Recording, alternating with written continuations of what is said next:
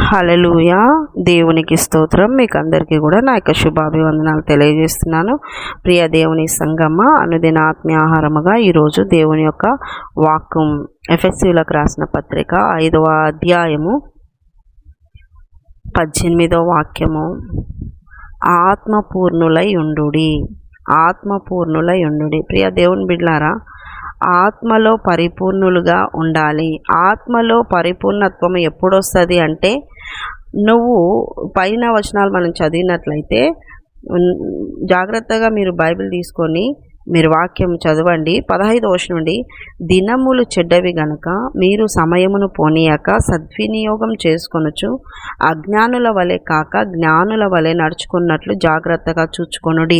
ఇందు నిమిత్తం మీరు అవివేకులు కాక ప్రభు యొక్క చిత్తం ఏమిటో గ్రహించుకొనుడి.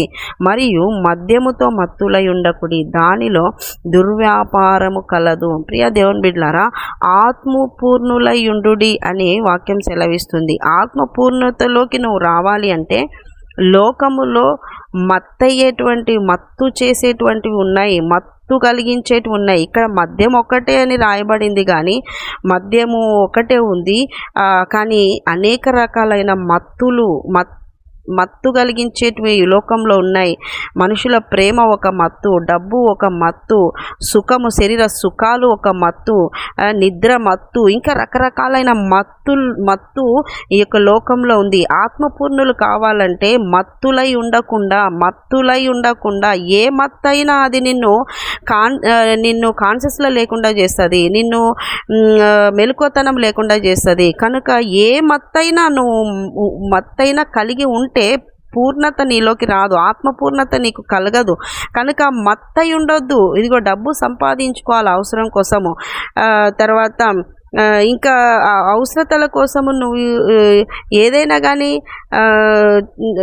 డబ్బు ఏవైనా ఈ లోక సంబంధంగా తిండి ఇవల్ల మత్తై ఉండకూడదు. తినాలి అవసరత నిమిత్తము, శరీరాన్ని నడిపించుకునే నిమిత్తము, ఆరోగ్యం కోసము, ఆత్మకు సహకరిస్తుంది కనుక శరీరానికి తిండి పెట్టడము, ఇలాగా అవసరతలకు బట్టి మత్తైపోకుండా, బానిసైపోకుండా మెలకువతనం కలిగి ఉండాలి అంటే కంట్రోలింగ్ పవర్తో, ఆశా నిగ్రహంతో ఉండాలి. దేనైనా అవసరమే కానీ అది పూర్తి బానిసలుగా వెళ్ళి దానికి బానిసైపోవద్దు. కనుక మత్తై ఉండదు. వేటికైనా మత్తులై ఉండక ప్రభు చిత్తం ఏమిటో గ్రహించు. ఫస్ట్ ప్రభు చిత్తం ఏంటి? నిన్ను ఆత్మపూర్ణతలోకి తీసుకురావాలి ప్రభు చిత్తము. నిన్ను రాకడలో సిద్ధపరచాలి ప్రభు చిత్తము. నిన్ను పరలోక రాజ్యం చేర్చడానికే దేవుడు రక్షణ ఇచ్చినాడు, శిల్వ కార్యం చేసినాడు, ఆ యాగం చేసినాడు. అది ప్రభు చిత్తం. నీ పట్ల ప్రభు చిత్తం ఒకటే. లోకములో ఈ దుష్టుల మధ్యలో ఈ యొక్క దుష్ట లోకములో నువ్వు నశించిపోకుండా నువ్వు రక్షించబడాలి, నువ్వు ఆయనతో ఉండాలి, నువ్వు ఆయన రాజ్యంలో చేరాలి, ఆయన ఉన్న రాజ్యంలో నువ్వు కూడా ఉండి ఆయన ఆరాధించే బిడ్డగా ఉండాలని ఆయన చిత్తమై ఉన్నది. కనుక ఆయన చిత్తం ఏమిటో గ్రహించు. లోకంలో మత్తు ఉంది, ఆ మత్తుకు బానిస కాకుండా, అది ఏ మత్తైనా మత్తుకు బానిస కాకుండా ప్రభు చిత్తము గ్రహించిన బిడ్డగా వివేకము కలిగి అంటారు. వాక్యం సెలవిస్తుంది, పాముల వలె వివేకులై ఉండండి, పావురం వలె నిష్కపటులై ఉండండి. వివేకం ఉండాలి ప్రియ దేవుని బిడ్డలారా. దేవుని పిల్లలకి వివేకం ఉండాలి. చాలా మందికి ఈ వివేకం అంటే అర్థం కాదు. వివేకమై ఉండాలి. ఒక ప్రమాదము వస్తుంది అంటే ఆ ప్రమాదంలో నుండి తప్పించబడేటువంటి వివేకం ఉండాలి. శత్రువు చేతికి చిక్కే పరిస్థితిలోకి నువ్వు వెళ్ళకూడదు. వివేకులై ఉండి అంటే వచ్చిన ప్రతి ప్రాబ్లం, ప్రతి సమస్య, ప్రతి సిచ్యుయేషన్లో అంతో కొంత వివేకమును సంపాదించుకోవాలి. ఆ వివేకం ఎలా వస్తుంది? యోబు గ్రంథం 28:28లో మనం చదివితే ఆ వాక్యం సెలవిస్తుంది, వివేకం దేవుని అందు భయభక్తులు కలిగి ఉండటమే వివేకము, చెడుతనంను అసహించుకోవటమే వివేకము, జ్ఞానము వివేకం నువ్వు సంపాదించాలా. ఒక క్రైస్తవుడిగా, ఒక విశ్వాసిగా దేవుని యందు భయము భక్తి కలిగి ఉంటే నీకు వివేకం సమృద్ధిగా దొరుకుతుంది. వివేకం నీకు ఎక్కడ దొరకదు, దేవుని వాక్యం ద్వారా నీకు దొరుకుతుంది. వివేకమును సంపాదించుకోవాలి, వివేకము కలిగి ఉండాలి, వివేకులై ఉండాలి. కొన్ని సిచ్యుయేషన్స్లో పరిస్థితులలో కొన్ని పరిస్థితుల్లో నోటి ద్వారా తెలియపరచబడే సమస్య రాదు. చూస్తేనే ఆ సిచ్యుయేషన్ గమనించుకొని అక్కడ నుండి ఎస్కేప్ అయ్యేటువంటి ఆ విధంగా ఉండాలి వివేకం అంటే.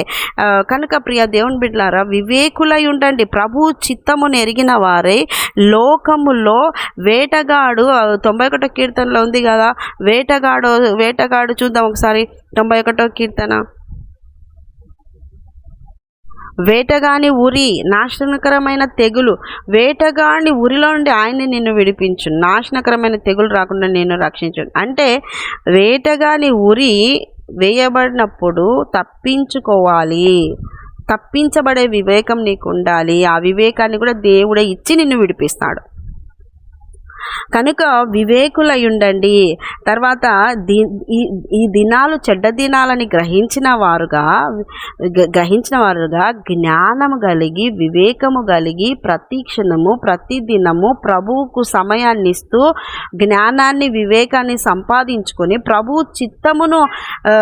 ప్రభు చిత్తమును జరిగించేవారుగా, ప్రభు కొరకు ప్రయాసపడేవారుగా, మత్తులై ఉండకుండా ఆత్మలో పరిపూర్ణత కొరకు ప్రయాసపడాలి, పరిపూర్ణత కొరకు పాటుపడాలి, పరిపూర్ణత కొరకు ప్రభు దగ్గర ఎక్కువ సమయాన్ని గడపాలి. ఈ విధంగా ప్రభు యొక్క ఉద్దేశము ఆత్మపూర్ణులమై ఉండాలని, పరిపూర్ణతలోకి రావాలని.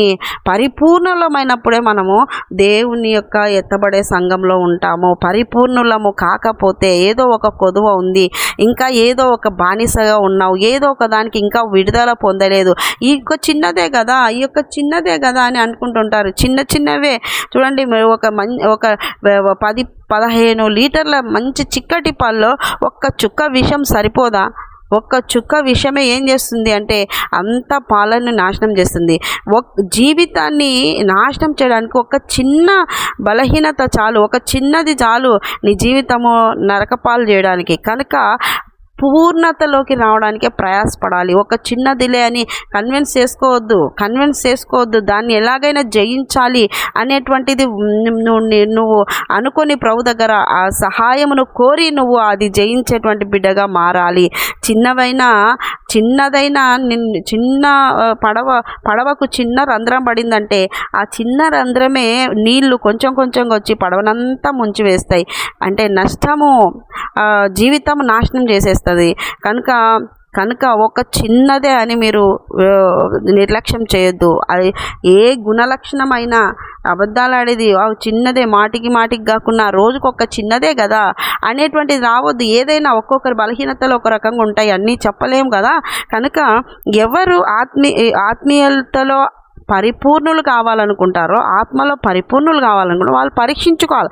అయ్యో దీనివల్ల నేను దేవునికి దూరం అవుతానేమో, దీనివల్ల దేవుడు బాధపడతాడేమో. కనుక ఇది చిన్నదే అని మనకు అనిపించవచ్చు, కానీ దాన్నే ఆధారం చేసుకొని సాతానుగాడు నీ జీవితాన్ని మొత్తము కూడా కుప్పకులు చేసేటువంటి అవకాశం ఉంటుంది. కనుక ఆ చిన్నదానికి బానిస కాకుండా ఆ చిన్నదాని నుండి విడిపింపబడడానికే దేవుని దగ్గర నువ్వు ఏం చేయాలి? దేవా, నీ చిత్తం జరిగించడానికి నాకు నాయనా జ్ఞానము వివేకము దయచేసి నేను ప్రతి నిమిషము నాయన సద్వినియోగం చేసుకొని నాయన విడుదల పొంది నేను పరిపూర్ణతలోకి రావాలి అని అడిగిన వెంటనే దేవుడు నీకు సహాయం చేయడానికి నిలబడి ఉంటాడు. హల్లెలూయా, దేవునికి స్తోత్రం.